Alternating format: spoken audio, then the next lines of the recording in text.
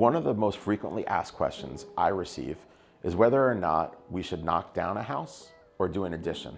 And everyone's surprised to hear that the factors contributing to that decision have little to do with what you want to do and more to do with what you're going to be able to do. The first step is identifying what your goals are. This might be that you want more space, or you might say that you want the house to be opened up more, or you might say that you wish you had taller ceilings.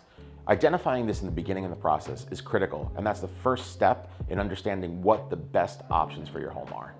Once we understand the goal of the project, we're going to be able to identify whether or not we just need a little bit of additional space or we can achieve that within the footprint. That's going to lead us to the next step. We're going to get an understanding of the zoning requirements. That's going to tell us if we can actually add to the house and what our options are. Sometimes after we've completed zoning, we realize that keeping the home is more advantageous. There might be a setback or something that's grandfathered that we're going to want to maintain. And in maintaining that, you're going to have more opportunity for your new home than you would if you were to build a brand new one. On the contrary, sometimes we'll complete a zoning analysis and determine we've already maximized coverage or the amount of house that we could do there or the height. And in that case, that might force us to build a brand new home and potentially not even on the same lot. The next thing that plays an important role in whether or not you're rebuilding or doing an addition renovation is the ceiling height. A lot of homes have 8-foot ceilings, and most people want to have 9, 10, or even higher than that.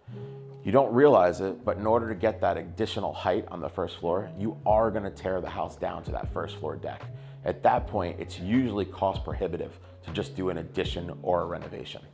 Even saying it, it's kind of hard to believe it, but doing a ground up new construction build is typically faster and less money than demolishing a home, partially demolishing a home, and substantially adding and renovating it.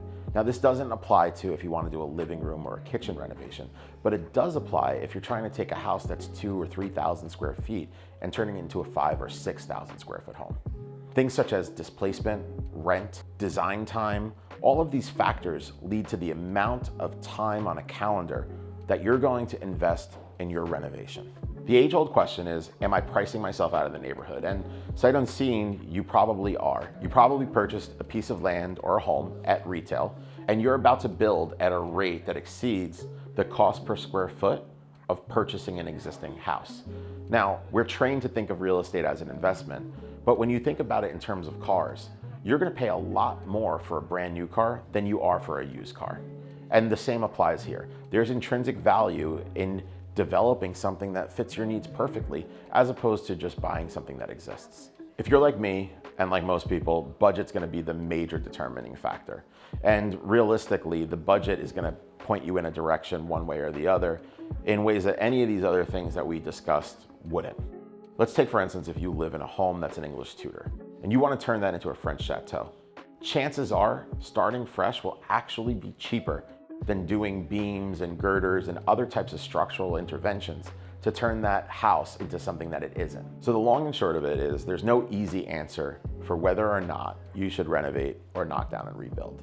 Once you have an understanding of what you need, how we're going to get there, what it's going to look like, and how the budget impacts it, the last thing you're going to ask yourself is whether or not it makes sense to live through this or move into a brand new home. And we'll follow up with that on another video.